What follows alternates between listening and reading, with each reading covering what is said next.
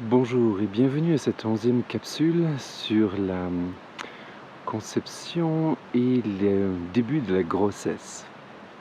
Alors nous sommes à nouveau dans les Pyrénées au lac d'Oubert à 2200 mètres et derrière nous, nous avons le mont Néouviel où le soleil se lève à 3091 mètres. Je trouve que ce lieu est particulièrement bien choisi pour parler de la conception et du début de la grossesse. En effet, comme nous en parlions à la capsule précédente, la conception est sur plusieurs niveaux, physique, émotionnel, mental et spirituel, et demande effectivement une élévation. Une élévation dans ses choix sur le plan physique, dans ses choix sur le plan émotionnel, mental et spirituel, car il s'agit d'attirer une âme, d'attirer un être vivant dans les meilleures conditions pour cet enfant, pour lui apporter la meilleure santé, un meilleur capital émotionnel et mental et spirituel. Tous les enfants du monde, bien sûr, ont ce potentiel. Et là encore, il est bien important de comprendre que l'éducation prénatale, la conscience du travail à faire en rapport avec l'épigénétique n'a rien à voir avec une sélection de gènes venus de l'extérieur. Tous les enfants ont un potentiel absolument merveilleux, mais il est tout à fait possible de leur offrir par une conception, une grossesse saine, des parents en santé, la possibilité de sélectionner eux-mêmes les gènes du bonheur, de la santé, beaucoup plus facilement qu'ils ne le feront dans leur propre vie, au prix d'un long travail personnel. De toute façon, ils n'auront pas le choix enfin, n'auront pas le choix d'éviter ce travail personnel sur eux-mêmes tôt ou tard pour faire sortir leur potentiel. Mais nous savons maintenant, grâce à l'épigénétique, que le quotient intellectuel, l'état de santé primal et nombre de choses qui déterminent une santé physique et émotionnelle peuvent être facilitées par une conception et une grossesse consciente. Alors aujourd'hui, pour parler de conception encore avant le début de la grossesse, il est important de comprendre que certains lieux de la nature sont plus favorables, sont plus porteurs à l'élévation de la conscience pour le couple. Ça peut être effectivement la montagne, la mer, la nature, des endroits où les futurs parents se sentent absolument inspirés, élevés, comme cet endroit par exemple. D'autre part, dans la nature, il y a des moments qui sont plus ascendants, plus inspirants, comme par exemple le lever du soleil. Toutes les forces vives de la nature sont ascendantes, élevantes, et c'est un moment très propice dans le plan de l'inspiration, particulièrement pour le couple, pour concevoir un enfant. Il y a aussi des moments de l'année où les forces sont ascendantes, comme au printemps par exemple, ou bien encore durant la première semaine, particulièrement à la fin de la première semaine de la lune montante. C'est le moment, les agriculteurs le savent bien dans la nature, où les forces sont le plus ascendantes. Et particulièrement si on conjugue le tout et qu'on conçoit un enfant au lever du soleil le matin de la fin de la première semaine de la lune montante du mois de mai par exemple, où toutes les forces sont les plus ascendantes, alors on vient chercher les forces naturelles d'inspiration, d'élévation. Et donc voilà, un moyen de pouvoir s'aider des forces de la nature elle-même. Bien sûr, le plus important est l'état de conscience, et quel que soit le moment de l'année où vous concevez votre enfant et même le moment de la journée, si c'est un moment où vous êtes particulièrement inspiré, en santé et enthousiaste, ce sera bien sûr le moment le plus important à suivre pour vous. Alors, cette conception, trois petits éléments encore. Vous savez que dans notre corps, on en a déjà parlé, des pôles sont masculins, d'autres sont féminins, d'autres sont positifs et d'autres sont réceptifs. Chez l'homme, le visage, la tête, la bouche est réceptive. Chez la femme, elle est positive. Donc, dans la conception, on se rend compte que l'important est de faire participer ce couple à quatre avec cette conscience réceptive masculine qui reçoit et qui s'ouvre à cette conscience positive féminine, avec remplie de grands idéaux, des meilleurs souhaits pour cet enfant, pour attirer cette belle âme dans toutes ses plus grandes capacités, ses plus grands potentiels. Et d'un autre côté, sur le plan sexuel, physique, l'homme est masculin Et il va pouvoir, quand il s'est fait pénétrer par cette inspiration féminine, ces pensées très positives féminines, et que lui-même s'est ouvert à l'inspiration, à ce qui inspire le plus, alors il va pouvoir faire descendre dans son corps de l'or, littéralement, une puissance euh, très riche, cet enthousiasme, cet talent.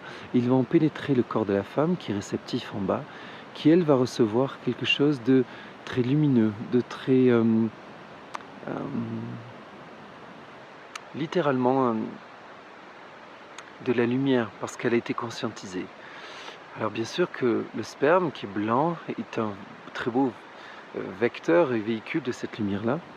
Mais bien sûr, s'il est activé par la conscience qui est totalement illuminée par l'inspiration, par l'amour de cette femme qui veut le meilleur de son enfant, alors ce sperme est transformé, transcendé, il est optimisé ou il est activé, pourrons-nous dire. Parce que tous les spermes sont porteurs de ce potentiel-là. Mais là, il est activé. Et donc, bien sûr, la femme va recevoir de l'or liquide, de l'or pur, quelque chose de très activé, de très, très riche pour pouvoir euh, recevoir ce germe.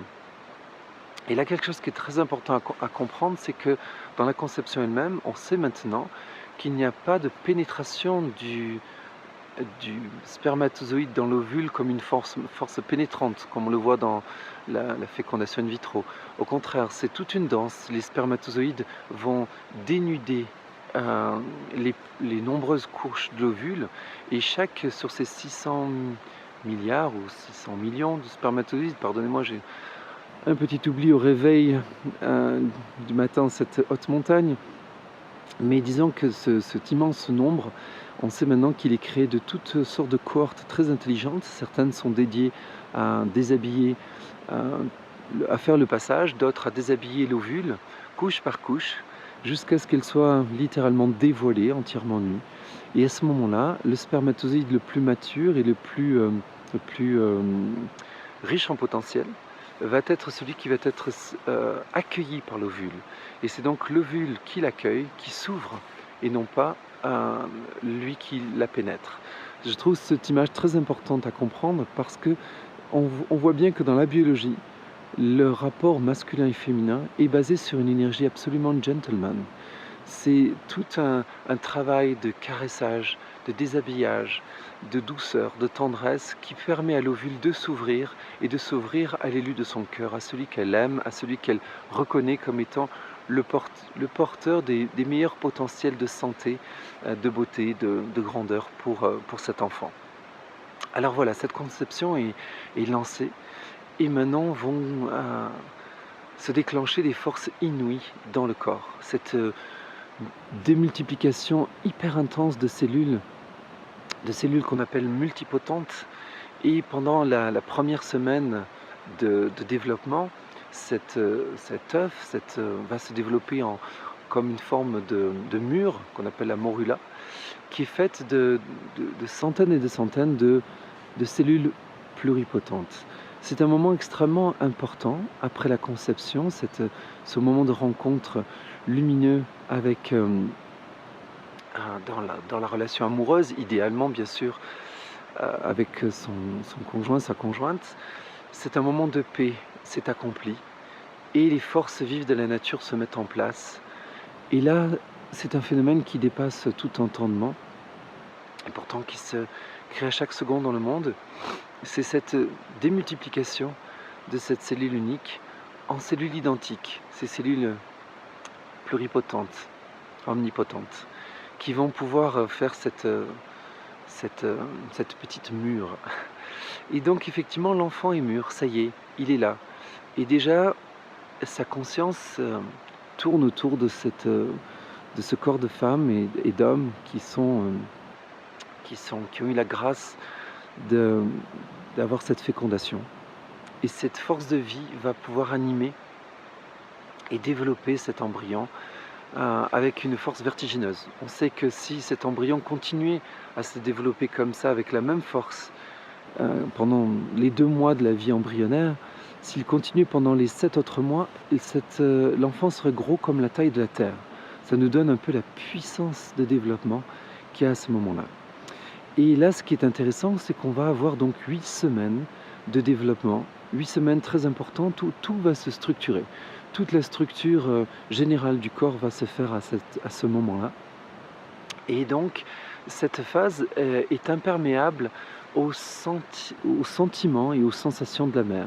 C'est ce qu'on appelle la phase du tout ou rien, où l'enfant va se développer pleinement et vivre, ou alors il va y avoir une anomalie grave et l'enfant va mourir. Et durant cette période, on sait que l'enfant n'a pas encore développé ses organes des sens et n'est pas du tout sensible en fait aux émotions et aux sensations de la mère, ni à sa pensée.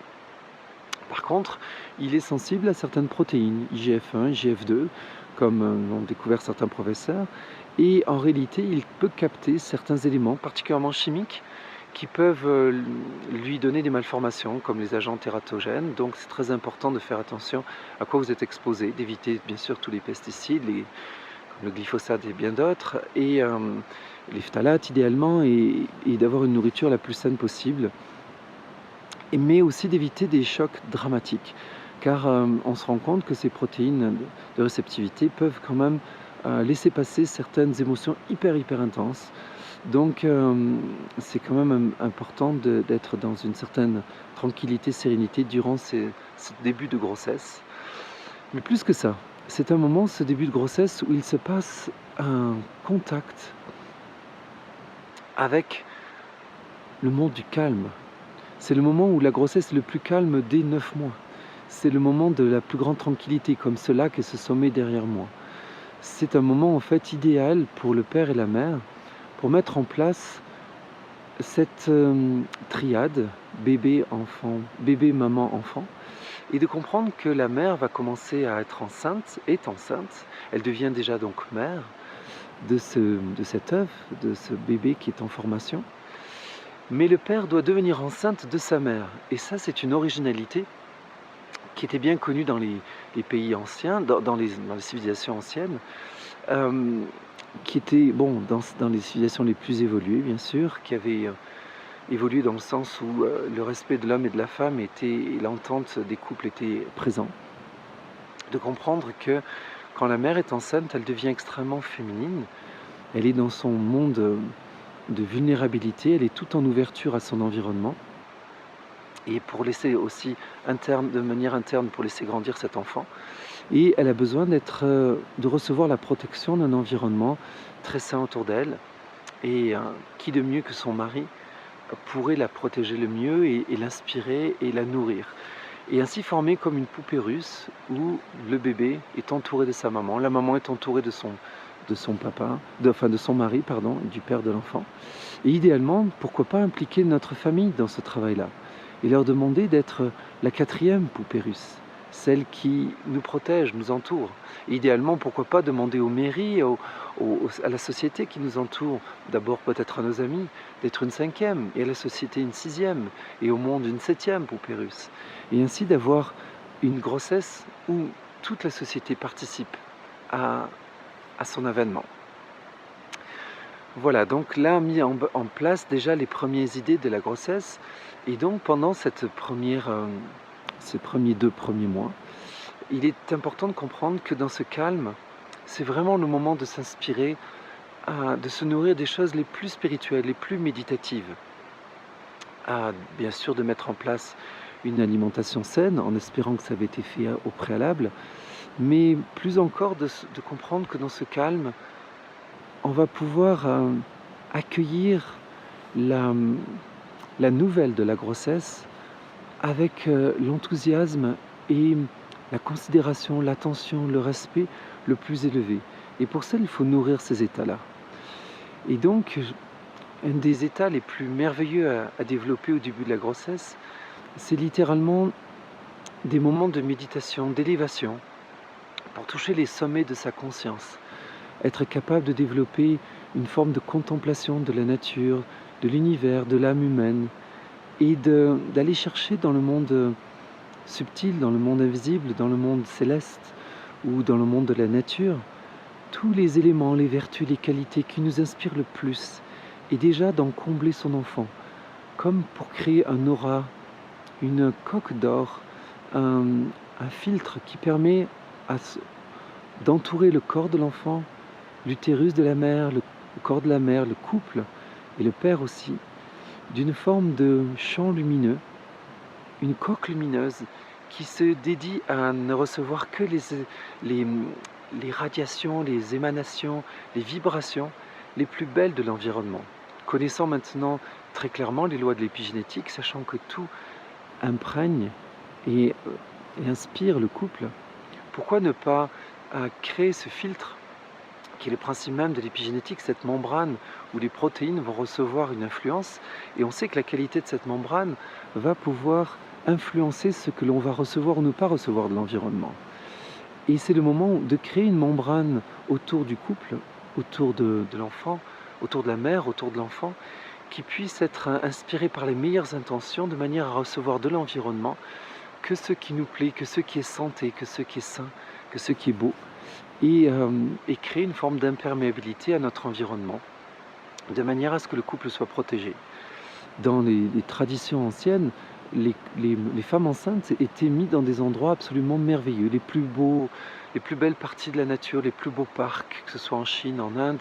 Les femmes étaient accompagnées, leur mari était autour d'elles, et elles avaient accès à ces lieux magiques, merveilleux, où elles pouvaient recevoir les plus belles influences de la nature. Et de même, tout le monde prenait un soin particulier à ne jamais les agresser, à toujours leur apporter des belles pensées, des beaux mots. Voilà, alors c'est pratique bien sûr dans notre monde très matérialiste, orienté vers le sensationnel, le sensoriel, ont été malheureusement perdus par cet égocentrisme qui empêche d'avoir cette attention.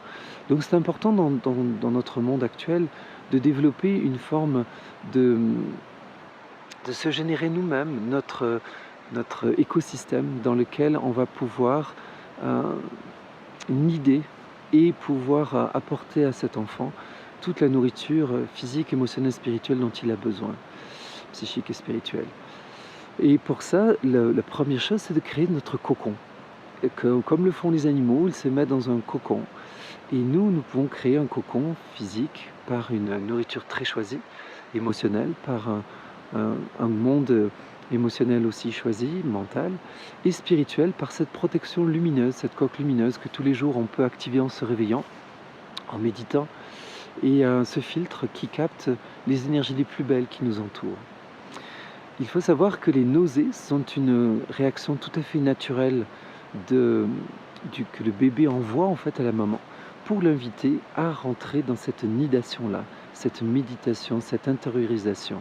C'est un moment où la maman doit faire un petit saut quantique, changer d'activité, changer d'état d'être pour pouvoir vraiment s'atteler à son plus grand travail, rentrer dans cet état de formatrice et d'être comme de laisser la création à créer cet enfant.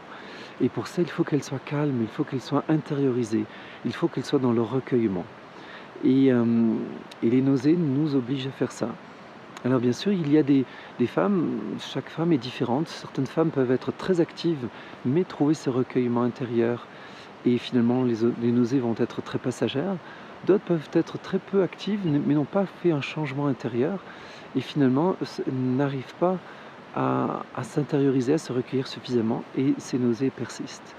Donc voilà, contre les nausées, je vous invite tout simplement à travailler un très beau recueillement intérieur, un changement d'attitude intérieure pour vraiment accueillir ce bébé dans le recueillement et lui offrir tout ce, comme dans une église intérieure, tout ce calme, cette paix, cette tranquillité qui va permettre vraiment l'épanouissement de cet enfant.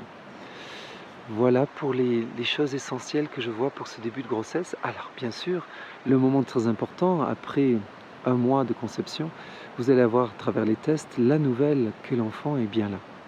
Et c'est un moment très important, ce moment de l'accueil. C'est important de le préserver d'abord en soi. Et puis de le partager bien sûr en couple, dans un moment choisi. Car l'accueil est tout. On le sait pour les cadeaux à Noël, pour notre anniversaire. C'est tellement important que ce soit le bon moment pour avoir la bonne nouvelle. Et pouvoir l'accueillir avec cette joie, cette intensité qui augmente le cadeau que nous recevons. Et bien sûr, il va falloir aussi le communiquer à notre famille, à nos à notre famille et ça va être important de le faire au moment choisi, quand on sent qu'il y a une paix, une réceptivité à cela. Idéalement, c'est peut-être mieux d'attendre quelques mois avant de communiquer à vos proches, de manière à ce que vous soyez sûr que l'enfant est bien là, va bien rester, et ne pas se créer une pression ou une peine s'il devait y arriver quelque chose, pour, pour éviter les problématiques et puis éviter aussi toutes les émotions parfois de jalousie, de stress. Et Dieu sait qu'elles sont importantes parmi les femmes, par exemple, qui auraient des difficultés à avoir des enfants ou qui jalouseraient votre couple, peu importe. Donc c'est bien important de veiller à ce recueillement-là. En Orient, quand les gens attendaient un enfant, ils mettaient un ruban rouge à l'entrée de chaque maison pour indiquer à tout le monde de laisser le couple tranquille, car le couple est en nidation, est en recueillement. Alors voilà, des petites idées qui vous permettent de vous rappeler combien dans un temps où on était plus connecté à l'humain et à l'âme, on avait des pratiques qui étaient quand même très intéressantes et qui décrivaient si bien l'état dans lequel on devrait être au moment de la grossesse, au moment de la grossesse. Voilà, donc cet accueil est vraiment très important et nous parlerons dans d'autres capsules, bien sûr, des situations beaucoup plus difficiles où l'accueil n'était pas souhaité. Mais pour le moment, je préfère commencer les premières séances par tout ce qui est les conditions les plus merveilleuses pour vous donner, pour donner un petit peu le là, on pourrait dire, de cette aventure familiale. Je vous remercie, à très bientôt.